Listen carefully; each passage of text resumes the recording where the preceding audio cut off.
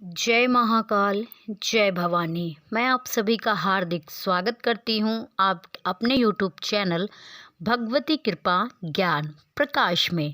आप सभी लोग कैसे हैं? मैं आशा करती हूँ कि माँ भगवती काली से और बाबा भोलेनाथ की कृपा से आप सभी लोग स्वस्थ होंगे और खुश होंगे। माता मशानी कौन है? माता मसानी का इतिहास क्या है? आज हम इस बारे में बात करेंगे। देखिए, कई लोग ऐसे हैं जो माता मशानी को नकारात्मक शक्ति समझते हैं, भूत प्रेत समझते हैं, लेकिन माता मशानी नकारात्मक शक्ति नहीं है। ये बात सच है कि यह नकारात्मक और सकारात्मक दोनों श्रेणी में आती हैं, तामसिक और सात्विक दोनों रूप से पूजी जाती हैं, लेकिन माँ मशानी को कोई नकारात्मक शक्ति नहीं है।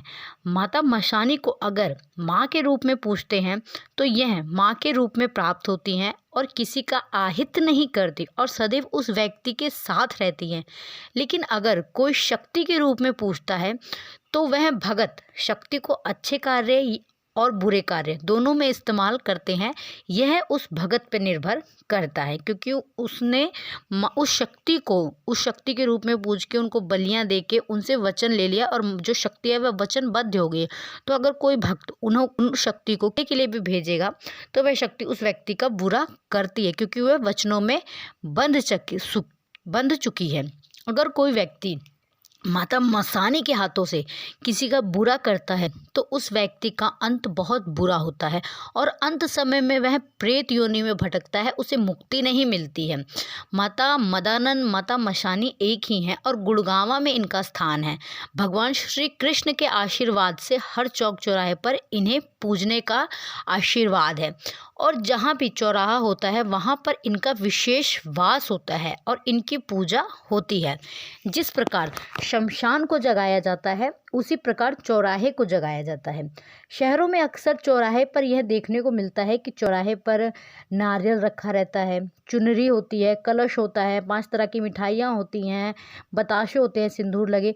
तो यह सब माता मदानंद का भोग होता है, माता मसानी का भोग होता है। यह सभी मसानियों में श्रेष्ठ होती है और बड़े से बड़े जिन मशान भूत प्रेत इनकी चरणों में सेवा करते हैं।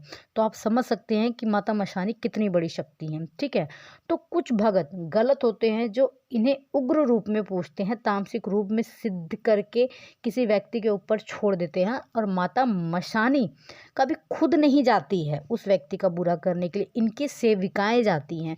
ठीक है, इनकी सेविकाएं जो जाती हैं वह उस व्यक्ति के शरीर में रोग उत्पन्न करती हैं, उस व्यक्ति के घर में तांडव मचाती हैं।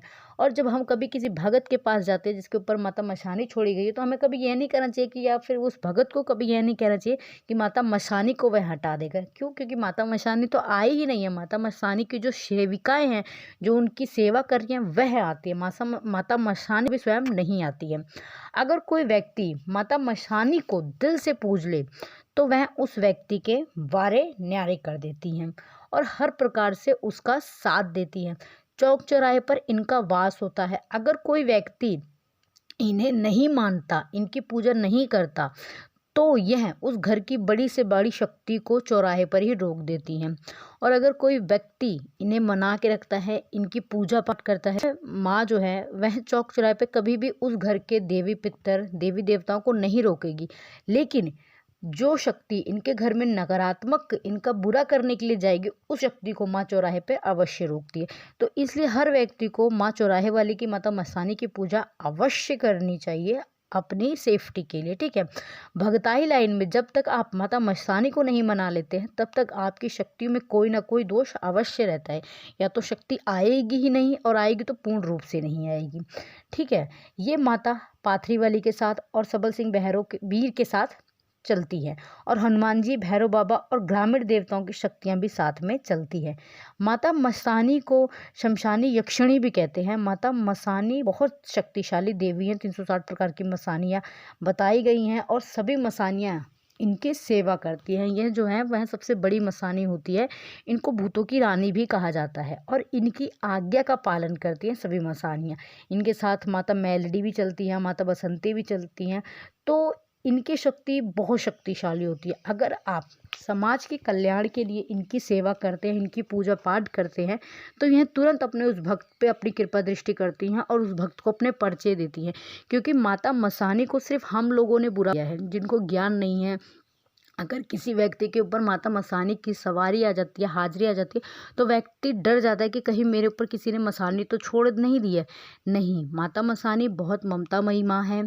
ठीक है, इनकी सात्विक रूप से हमेशा पूजा करनी चाहिए, तामसिक रूप से कभी भी इनकी पूजा नहीं करनी चाहिए।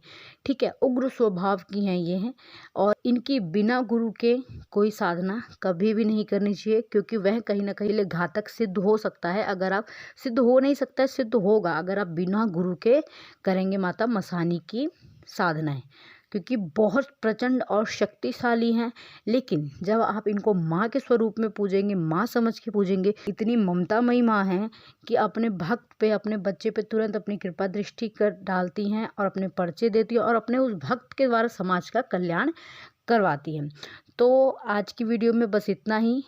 ठीक है, मैं बाबा भोलेनाथ और माँ भवानी से आप सभी के लिए प्रार्थना करती हूँ कि माँ की कृपा और बाबा की कृपा दृष्टि आप सभी लोगों पर सदैव बनी रहे। आप सभी लोग हमेशा खुश रहें, खुशहाल रहें, आपके घर में अन्न धन के भंडार भरे रहें। माँ काली की कृपा दृष्टि आप सभी पर सदैव बनी रहे। धन्यवाद। जय महाकाल, जय भवानी।